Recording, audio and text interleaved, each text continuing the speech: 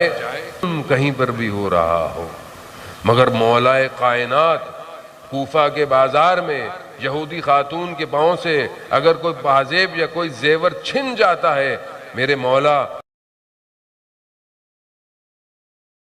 وہ نہیں پاتے۔ ایک یہودی خاتون پر ظلم ہوا ہے اور ہم علی کے ماننے والے یہ سوچ رہے ہیں کہ فلانے تو یوں نہیں ہے، فلانے تو یہ نہیں ہے۔ عزیزان محترم، کچھ اگر نہ لڑیں گے تو وہاں ابھی کون جنگ لڑ رہا ہے جو امام زمانہ کا ساتھ دے گا؟ میں اور آپ تھوڑی دے رہے ہیں، وہاں پر وہی قوم قربانی دے رہی ہے، وہی قوم لڑ رہی ہے۔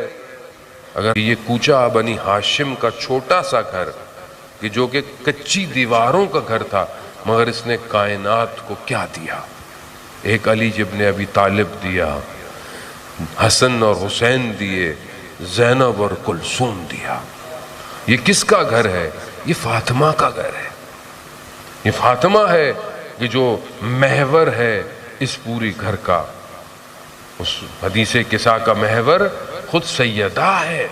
عزیزان محترم، یعنی خدا اسی کے ذریعے سے کہ جو ہے وہ ہماری دعاؤں اور ہماری حاجتوں کو قبول کرتا ہے۔ بہرحال اپنے آپ کو زندگی میں شامل کریں اور بہرحال آگے کی طرف بڑھیں۔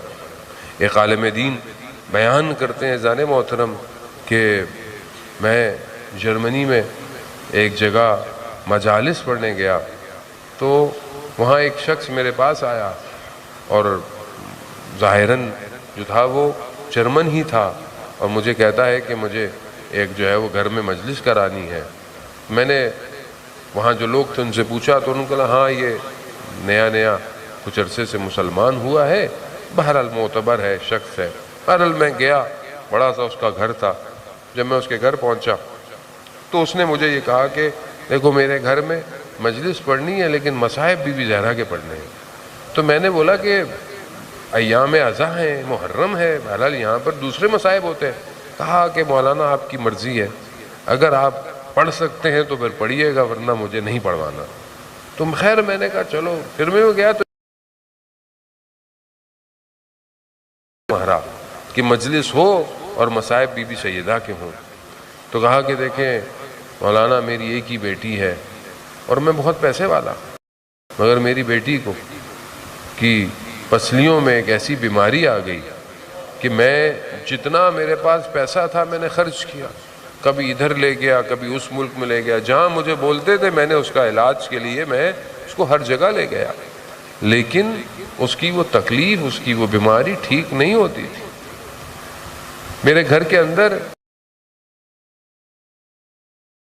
اور وہ اس کا نام بی بی تھا اور وہ کہتی تھی کہ ایک طبیب میں بھی تمہیں بتاتی ہوں، اگر تم اس کے پاس لے جاؤ۔ کہا تو پھر مطلب تم کیسی باتیں کر رہی ہو، میں اتنی مشکل میں ہوں، تم کہیں جانے کی ضرورت نہیں ہے، وہ خود آ جائیں گی، کیسے ہو سکتا ہے، کون ہے یہ ڈاکٹر؟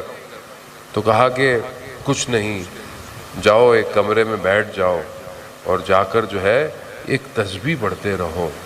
کہا میں مجبور تھا، میرے پاس اور کچھ چارہ نہیں تھا، تو اس نے ایک مجھے تسبیح بتائی کہ یا فاطمہ تو اغیثینی، یا مولاتی یا فاطمہ، اے سیدہ جو ہے وہ میری مدد کرے۔ مجھے پتہ نہیں تھا، بہرحال اس نے مجھے دیا اور میں اس حالت میں وہ تسبیح پڑھتا رہا۔ میں نے دیکھا کہ یہ خود بی بی جو ہے وہ خاتون مصلی بچھا کے بیٹھ گئی، اپنے طریقے سے کوئی بہرحال دعا کی، کیا کی، تو اسی حالت میں غنودگی میں تھا، تھکا ہوا تھا، میری بہرحال تھوڑی سی حالت ہوئی تو میں نے دیکھا تھوڑی دیر میں کہ میری بیٹی جو ہلتی ہے کہ بابا روکیے، وہ چلی گئی، ان کو روکیے۔ کہا کون؟ کہا ایک خاتون آئی تھی۔ کہا پھر کیا ہوا؟ کہا انہوں نے جو ہے میرے سینے پر ہاتھ رکھا اور دیکھا اور مجھے کہا کہ تم ٹھیک ہو گئی ہو، مگر میں نے دیکھا کہ انہوں نے خود اپنے سینے پہ ہاتھ رکھا ہوا تھا۔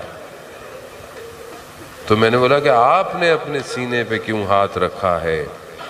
تو میری پسلیاں ٹوٹی ہوئی ہیں۔ کہا بس میں نے کہا کہ میں وہ جیسے ہی باہر نکلی میں نے کہا دوڑیں کہ جائیں آپ شکریہ کریں، لیکن وہ چلی گئی ہیں عزیزان موت۔